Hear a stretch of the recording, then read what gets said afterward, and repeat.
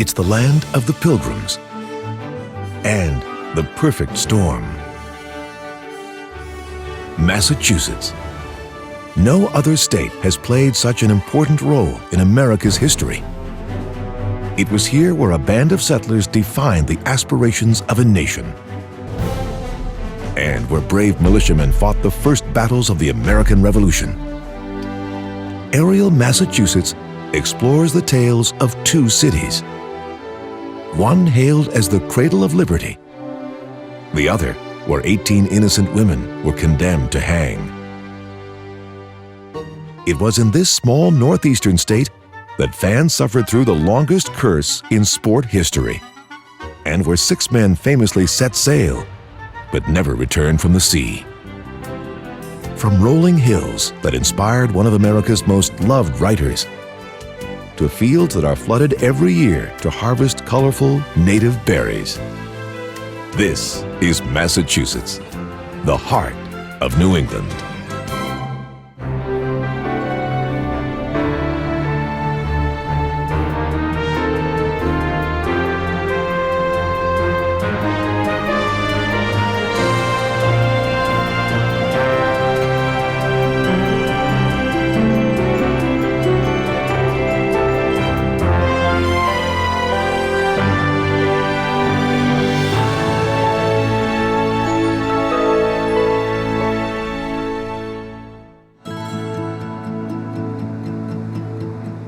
Henry David Thoreau once wrote of this wild coast, "A man may stand there and put all of America behind him."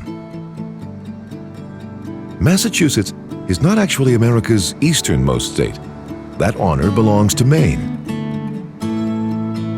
But anyone on the Cape Cod National Seashore would never know the difference. This beach and the sea before it are as wild as it gets. It's a protected wilderness that stretches across 43,000 acres of pristine beaches, marshes, and ponds. The first inhabitants of this coast were Native Americans called the Wampanoag. They fished these waters that were rich with cod, sturgeon, and shellfish.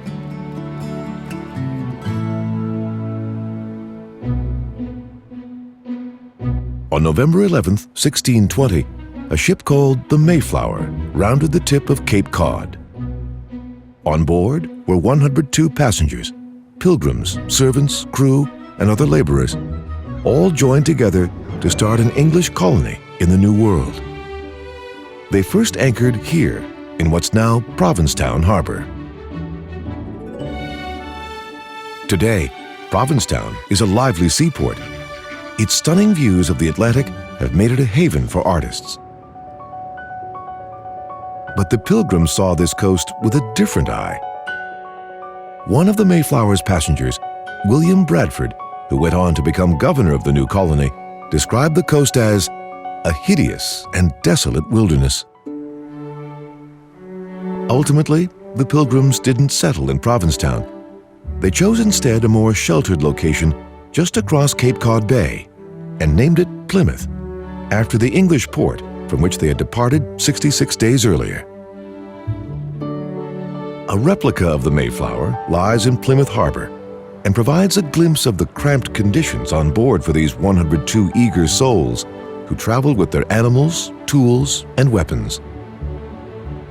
Before heading to shore, the Pilgrims decided to establish new laws for their colony. All 41 men aboard stood on the ship's deck and signed a contract that's known as the Mayflower Compact. That contract is honored here at Plymouth's National Monument to the Forefathers. On the main pedestal stands the 36-foot-tall statue of Faith pointing towards the heavens. Seated below her are 4 figures representing the key principles of the Mayflower Compact: freedom, morality, law, and education. These virtues would become the foundation of America's democracy. The monument's inscription reads, "Erected by a grateful people in remembrance of their labors, sacrifices, and sufferings for the cause of civil and religious liberty." The Pilgrims' first settlement was built on land belonging to the Wampanoag. it's possible to imagine life in this early colony here on the Plymouth Plantation, a painstakingly researched recreation of the colonists' first village. The Pilgrims constructed modest timber-framed houses and raised livestock. Members of the Wampanoag helped the settlers try to survive, but during their first winter here, more than half of the Pilgrims died of diseases such as scurvy and pneumonia. They called this period the Great Sickness. After a disastrous start, new arrivals from England joined the survivors, and by 1627, the Plymouth colony was on the road to prosperity. But the Wampanoag weren't so lucky. Their hospitality was rewarded with plague. European diseases ended up wiping out 2/3 of the tribe. The story goes that it was here in 1621 that the Pilgrims held the first Thanksgiving. But long before then, Native Americans had celebrated successful harvests of their own with annual feasts. The Pilgrims' celebration likely didn't happen in late November, but earlier in the fall, when they harvested their crops of corn, barley, and peas. It is said that a Wampanoag chief turned up to celebrate too, with 5 freshly killed deer and 90 men. More than 200 years later, in 1863, President Abraham Lincoln officially made Thanksgiving a national holiday. The Pilgrims weren't the only band of English settlers to seek freedom in Massachusetts. In 1630, a second group arrived.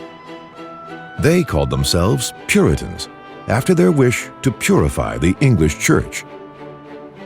They disembarked in a sheltered harbor to the north and started to build what John Winthrop, future governor of the new colony, called a city on a hill, one that they hoped the world would admire. That city is now Boston, a metropolis of more than 4.5 million people.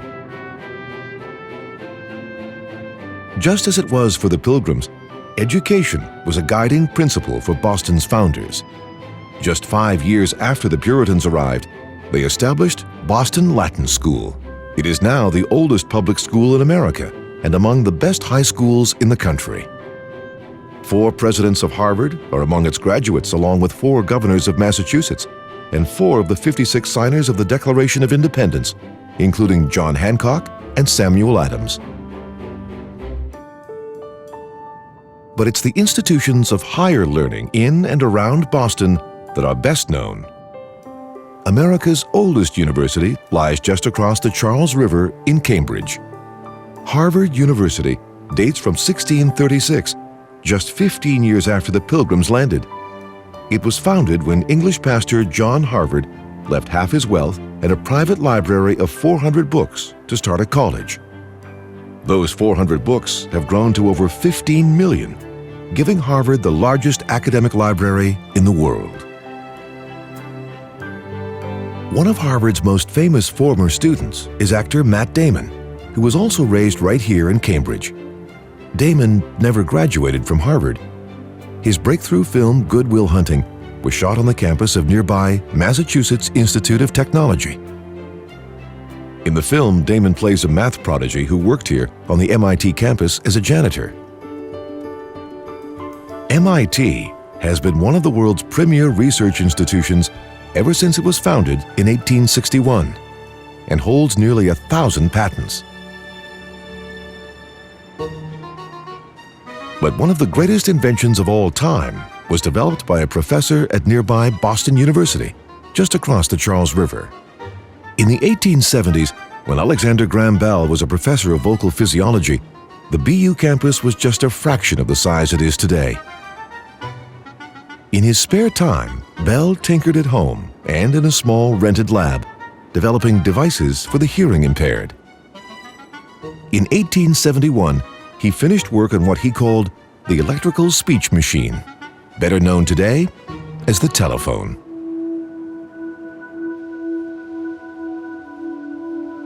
With its long tradition of learning and more than 100 colleges and universities, Boston has been called the Athens of America. But one of the best places to study American history is right here on Boston's streets. A walking path called the Freedom Trail winds past many of the city's most important historic sites.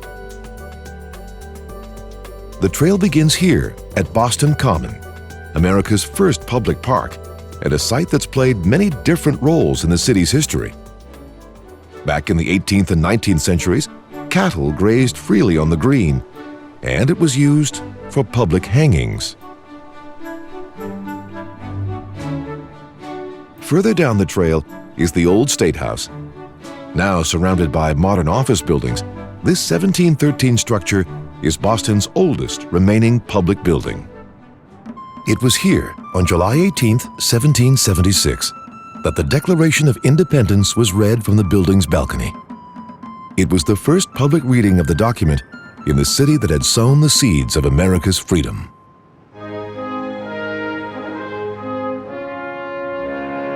A new State House was built in 1789, but just 3 years later, its wooden dome started to leak.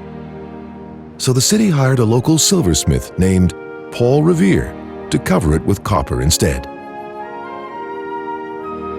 The new Massachusetts State House is built on land once owned by John Hancock, Massachusetts' first elected governor. The Freedom Trail continues to the Old South Meeting House. It was here where Boston's famous Tea Party got started. Built in 1729, this was at one time Boston's largest building. Colonists often gathered here to voice their frustration with British rule. On December 16, 1773, a heated debate erupted inside over the British tax on tea. Later that night, about 50 men, badly disguised as Native Americans, gathered at Griffin's Wharf in Boston Harbor. They boarded ships and dumped 350 chests of tea into the water.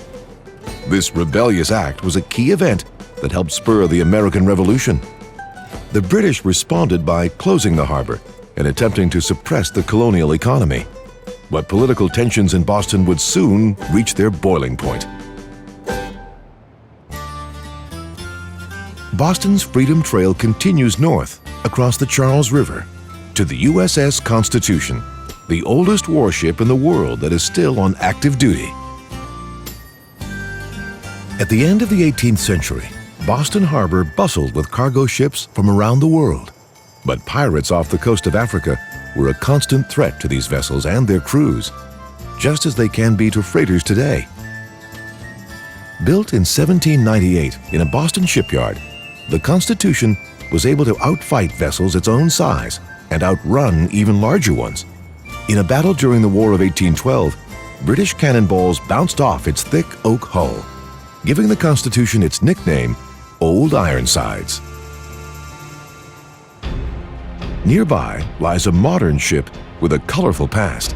It wasn't pirates that threatened this destroyer, but kamikaze pilots. The 2,000-ton USS Cassin Young first set out in combat in 1944.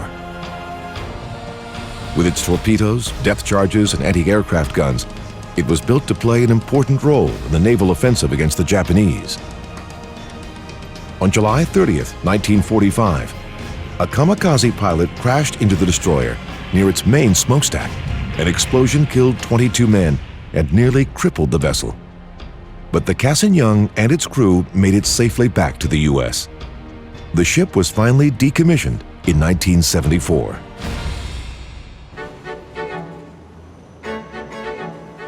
Just as in colonial days, Boston remains a thriving, vibrant city.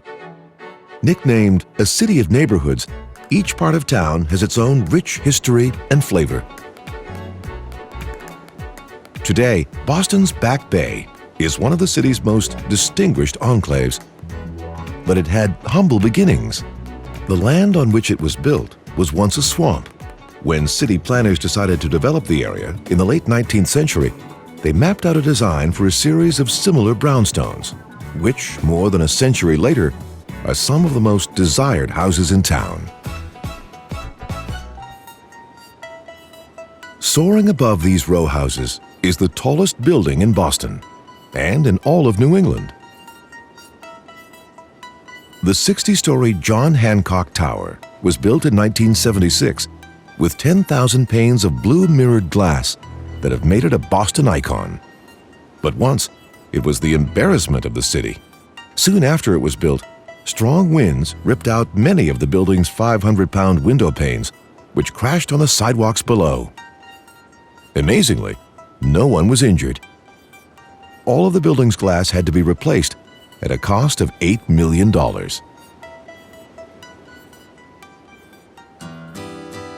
When Irish immigrants arrived in Boston in the early 19th century, many settled here in a South Boston working-class neighborhood known as Southie. Jutting out into Dorchester Bay, it was also the heart of the city's shipping industry. By the 1950s, it had fallen on hard times, but since then, it's had a renaissance. Thanks to the neighborhood's proximity to downtown, its old three-story wooden houses have become highly sought after. And the movies Good Will Hunting and The Departed, which were shot here, have helped put Southie on the map. Guarding the harbor is Southie's Castle Island. There's been a fort on this site since 1634. Today, Fort Independence still stands. Built between 1834 and 1851, it's the 8th fort to occupy this spot. Although forts here were used during the Civil War and both World Wars, they saw little action. And Fort Independence is best remembered today for its literary association. A local legend says that in 1817, after a duel, a lieutenant here named Gustavus Drain was locked up in a vault to perish. 10 years later, Edgar Allan Poe was stationed at the fort. Locals like to think that Drain's story was the inspiration for Poe's strikingly similar tale, The Cask of Amontillado.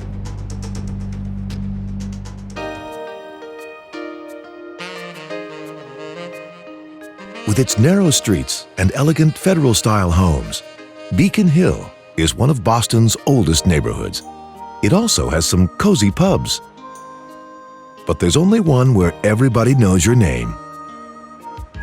This may be the most famous bar in all of Boston, the Bull and Finch Pub. Thanks to the television show Cheers, tourists have been flocking here for years. Unfortunately, they won't find any of the show's regulars inside. The bar's interior was a Hollywood fabrication. Across town, there's another place with bright lights and larger-than-life characters. But this time they're real. Fenway Park is home to the Boston Red Sox. Built in 1912, it's the oldest Major League stadium in America still in use. The Red Sox were among the most successful teams in baseball. Then, in 1919, the team sold their star player, Babe Ruth, nicknamed the Bambino, to the New York Yankees. The Sox then entered the longest shutout in professional baseball, 86 years without a World Series win. The losing streak was known as the Curse of the Bambino. The curse wasn't removed until 2004, when the Red Sox finally won the World Series. The Massachusetts Turnpike runs right next to Fenway Park, on its way into the center of the city. For decades, Boston's transportation network was plagued by poor infrastructure. 2 major state highways ran right through downtown, creating some of the worst traffic congestion in the country. To solve these problems, the city spent 30 years and more than $15 billion to construct bridges and an underground 8-lane tunnel. Called the Big Dig, it was one of the largest and most technologically challenging highway projects in U.S. history. But the project was stricken with billion-dollar overruns, leaks, death, and criminal arrests. When it was finally completed in 2006, millions in Boston breathed a sigh of relief. One of the Big Dig's most visible projects is the Leonard P. Zakim Bunker Hill Bridge, one of the widest cable-stayed bridges in the world. Its cables appear as a giant ship under sail, paying tribute to Boston's maritime past. The bridge opened in 2002 with an extraordinary publicity stunt. 14 elephants from the Ringling Brothers Barnum and Bailey Circus crossed the span to demonstrate its strength. A test similar to one done a century earlier on New York's Brooklyn Bridge. The bridge leads to Charlestown, site of the Old North Church, the oldest standing church in Boston and one of America's most historic sites. In 1775, the British decided to confiscate militia weapons in the town of Concord, outside of Boston.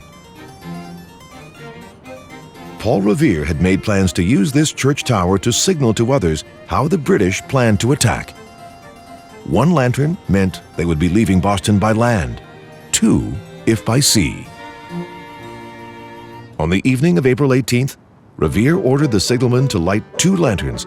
Then he left to spread the word himself on his legendary midnight ride. As news of the impending attack spread, farmers grabbed their muskets and prepared for battle. The first place they would have to make a stand was here at Lexington. This statue celebrates the man who commanded Lexington's militia, John Parker. Parker's militia assembled here on Lexington Green.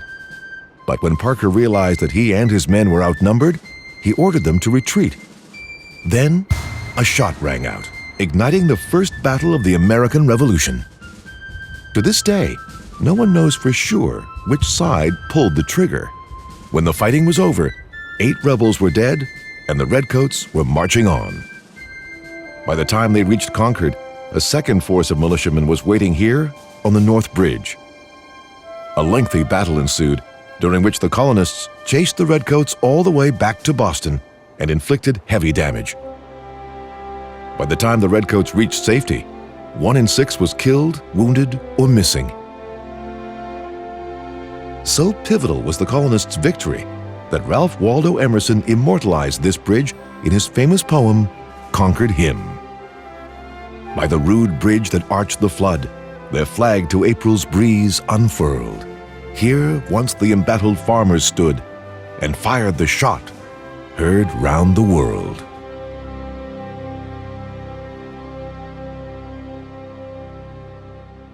Emerson knew Concord well. He lived here, directly across the street from 2 other literary giants of the 19th century. This quiet house, known as the Wayside, was the childhood home of Louisa May Alcott. Her life here partly inspired scenes in her American classic, Little Women.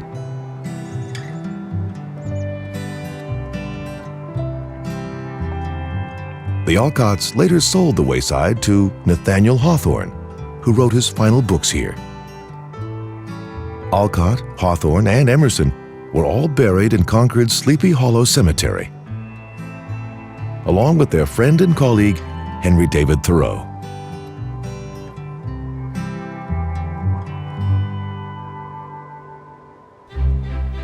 In 1845, the 28-year-old Thoreau built himself a 1-room cabin here in Concord, right next to Walden Pond.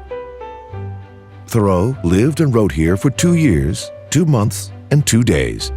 His book, On Walden Pond, was an indictment of materialism, a guide to fulfillment, and an ode to nature. Thoreau wrote, "I never found a companion that was so companionable as solitude." By the 1990s, the woods surrounding Walden Pond were threatened by development. But Don Henley, frontman for the rock band The Eagles, stepped in and formed the Walden Woods Project, which is actively protecting the pond and honors Thoreau's legacy of conservation and social responsibility. 2 centuries before Thoreau, and just 30 miles to the east, a band of Puritan settlers chose the mouth of the Nomkeg River as their sheltered land. They named it Salem, a distortion of Shalom, the Hebrew word for peace. A statue of Roger Conant, the town's founder, stands on historic Salem Common. Today, the streets of Salem appear peaceful, quiet. Children celebrate Halloween in a local park. But more than 3 centuries ago, Salem was anything but peaceful. At the end of the 17th century, the Massachusetts town of Salem was in a state of heightened anxiety. The threat of Indian attacks, internal religious dissent, a smallpox epidemic, and a strong belief in the devil caused fear and distrust to spread like wildfire throughout this Puritan community. Salem's popular Witch Museum tells the terrifying events that followed. It all happened when 2 young girls in the village became ill with violent fits.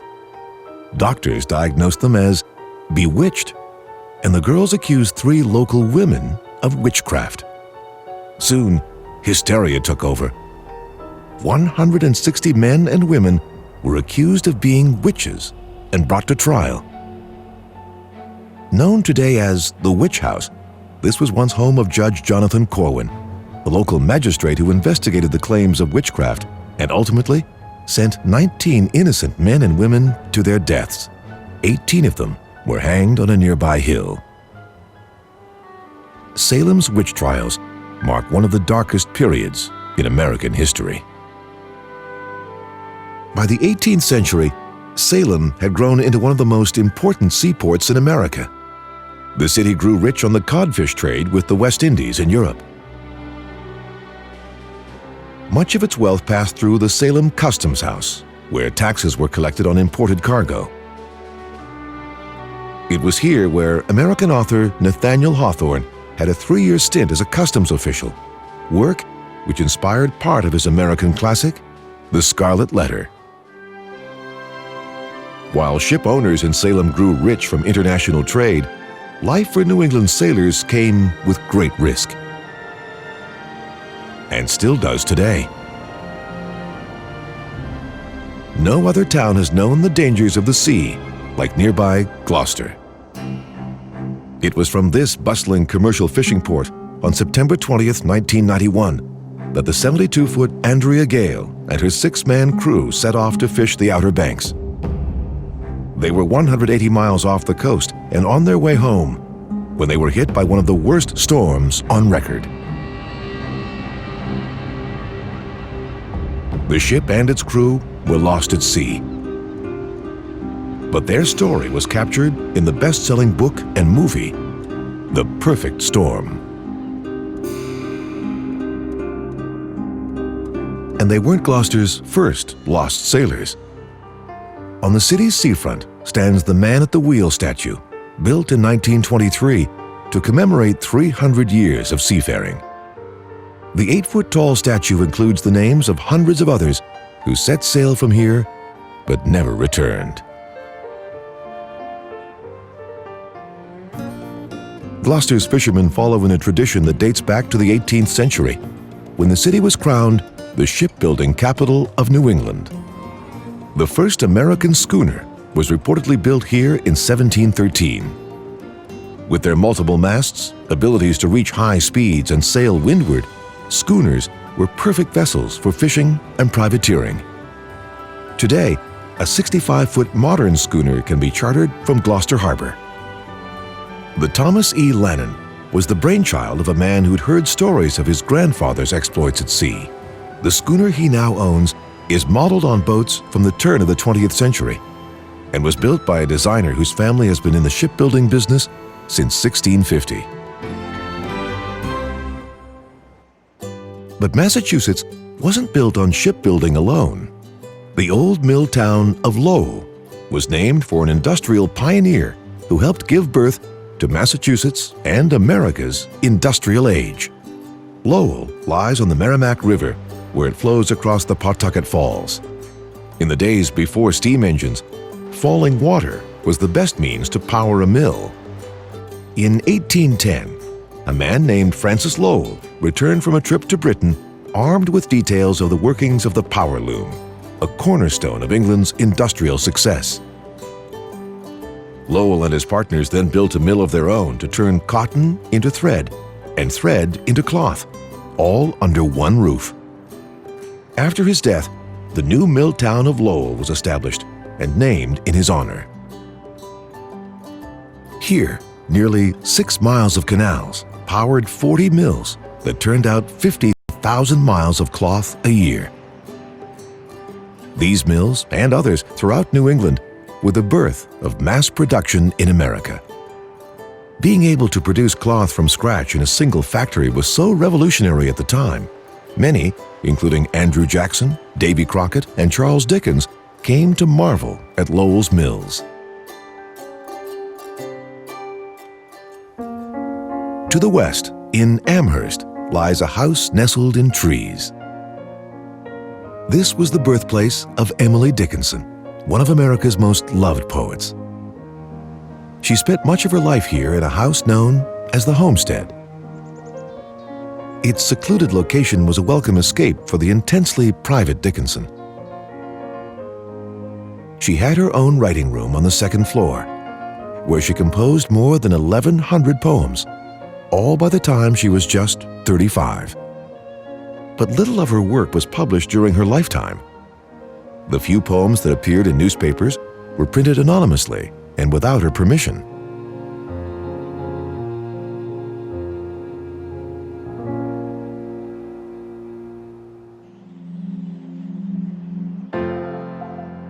Just 25 miles south of Amherst lies Springfield, the birthplace of one of the greatest sports of all time, honored here at the Basketball Hall of Fame. In 1891, James Naismith, a sports teacher, set out to create a diversion for his unruly students during a long New England winter. He came up with the idea of shooting a soccer ball at a peach basket positioned 10 feet off the ground. The first formal rules for basketball were created the next year. But it was a full decade before a real game changer was introduced: open-bottomed baskets so that players didn't have to manually retrieve the ball. Since the days of Naismith's early basketball games, Springfield has become the third largest city in Massachusetts. But just 40 miles west of here is one of the most stunning natural landscapes in New England. These are the rolling hills and forests of the Berkshires. During the 19th century, these hills were stripped of trees to feed the factories and towns of industrial Massachusetts. But they've bounced back. Thousands come here every year to witness one of New England's greatest events: fall foliage.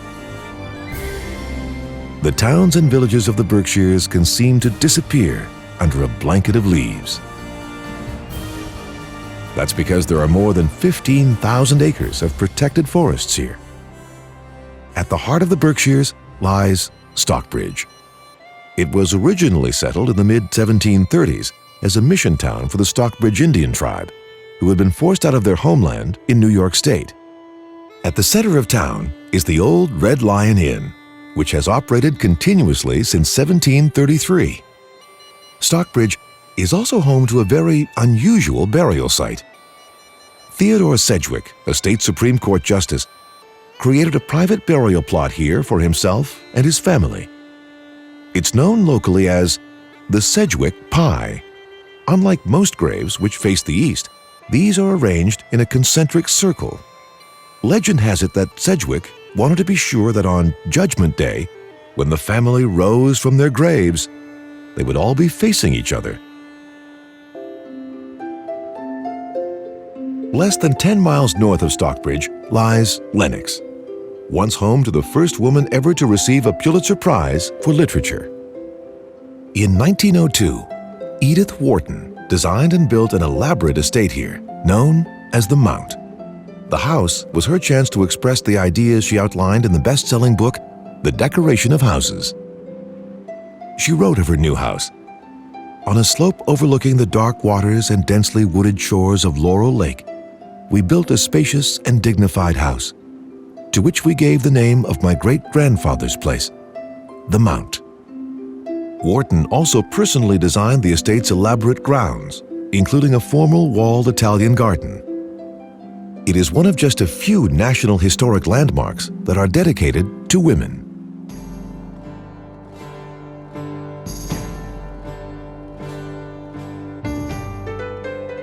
The Berkshires forests and hills head north, right up to the base of the state's highest peak.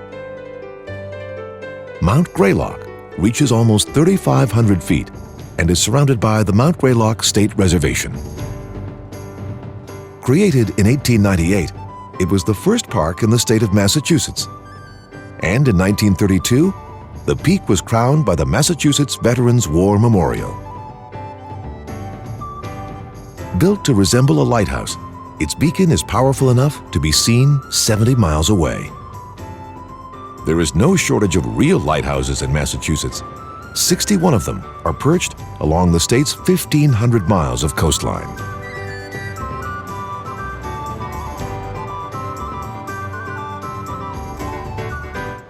One of the oldest, Gay Head Light, lies on one of Massachusetts' Great Islands.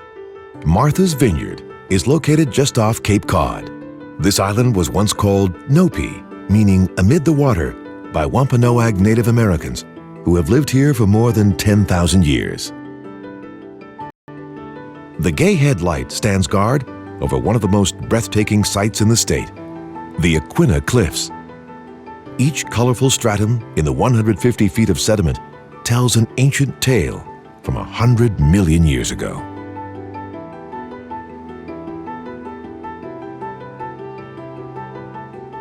Nestled into these layers of sand, clay, and gravel are the fossilized remains of ancient sharks, wild horses, and even whale bones dating back millennia.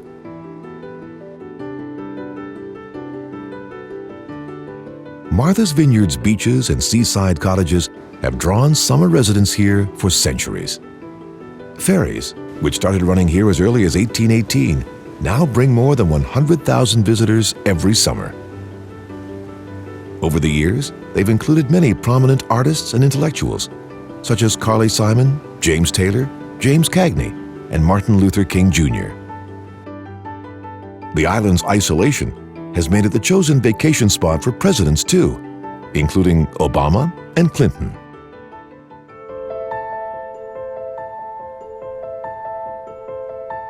But Martha's Vineyard has also known great tragedy.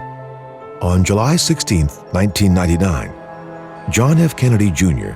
was on his way here when he lost control of his single-engine plane and crashed into the Atlantic. He, his wife Carolyn, and his sister-in-law all died in the crash. Their ashes were spread in the waters off the island's coast.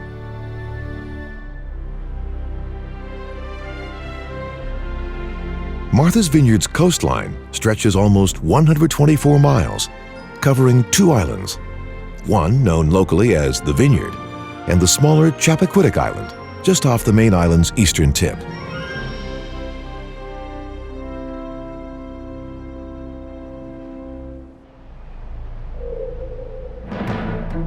Many know the Vineyard's coastline from the movie Jaws. During filming, director Steven Spielberg paid local kids $5 a day to run screaming from the water whenever the mechanical shark would approach the island shore. Although Jaws turned out to be a blockbuster hit in the summer of 1975, there actually has not been a great white shark attack in Massachusetts waters since 1936. But there is reason for beachgoers to be wary. Nearby is the hunting ground of great whites. Massachusetts' Muskeget Island is a tiny piece of land. Low sandbars and shoals make it dangerous for most boats, but provide a perfect breeding ground for gray seals. As many as 2,000 seal pups are born here every year, and the pups are perfect food for great white sharks. Once great whites reach 1,000 pounds, they abandon their fish diet and start hunting seals. Less than 10 miles from Muskeget shores lies the second of Massachusetts' Great Islands, Nantucket. It's the only place in North America to have the same name for a town, county, and island. The name Nantucket is thought to come from a Native American word meaning faraway island. In the late 17th century, Nantucket's unexploited waters were overflowing with whales. Legend has it that one of the island settlers looked out upon the whale-filled waters and remarked, "This is a green field in which we will go to prosper." Native American tribes had long been harvesting beached whales well before Europeans arrived. But in 1690, the island settlers hired a Cape Cod man named Ichabod Paddock to teach them how to whale. By the late 19th century, Nantucket was the third largest city in Massachusetts, with a population of 10,000. As the whaling industry expanded in the 19th century, larger whaling ships were needed to voyage through faraway waters. And this Massachusetts harbor town, New Bedford, was perfectly poised to accommodate the industry's growth. The town, conveniently located in the steady winds of Buzzards Bay, had the infrastructure for a successful port, shipyards, a large workforce, and access to New York and Boston via railroads. By 1823, the small town sent out more whaling ships than Nantucket. Eventually, New Bedford had become the greatest whaling city of the 19th century. During New Bedford's glory days, a young 21-year-old came to the prosperous city looking for work on a whale ship. His name was Herman Melville, and his experiences inspired the literary classic Moby Dick. But before leaving on his first long, dangerous voyage, Melville attended services in this chapel, known as the Seaman's Bethel. For 3 years, he sailed the South Seas aboard the vessel Acushnet. He published his lengthy novel in 1851, but it received poor reviews. And 40 years later, he died in obscurity. But within 3 decades after his death, Moby Dick was considered a masterpiece. By the end of the 1850s, the whaling industry was in decline. New Bedford sent out its last whaling ship in 1925.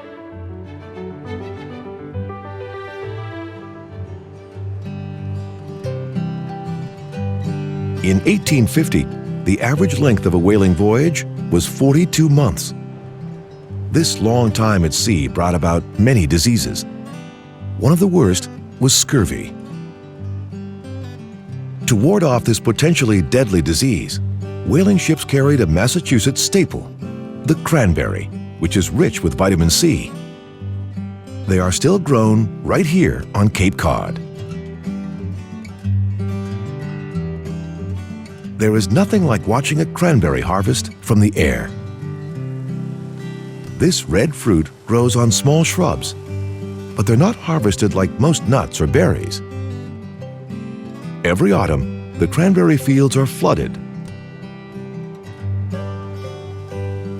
Then farmers use machines called beaters to loosen the berries. They need to be careful not to harm the bushes themselves and endanger the next year's crop. Once the cranberries are floating on the surface, they are gathered with a boom and then processed. A single boom can collect cranberries from one entire field, creating a unique palette of colors and shapes that are best seen from high above. Today, Massachusetts produces 1/3 of all cranberries grown in America, second only to Wisconsin. It is the state's official berry.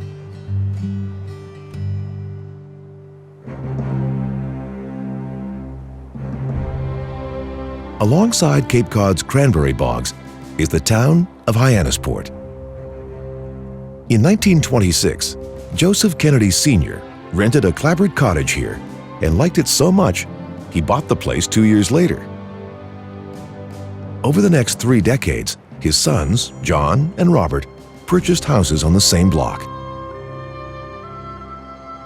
Each Kennedy home is a fine example of typical Cape Cod architecture. Simple white-frame clapboard houses with central fireplaces. Many view this compound as the holy site of democratic politics. It was here where the Kennedy family watched JFK clinch the presidential victory over Nixon in 1960. It was also where John's brother Ted spent his final days before dying of a brain tumor in 2009.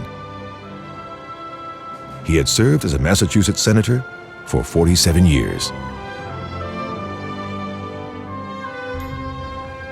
One of the family's greatest legacies is the Cape Cod National Seashore.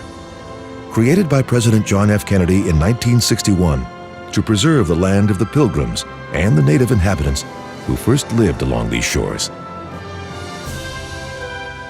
This is Massachusetts, the birthplace of America's independence and the heart of New England.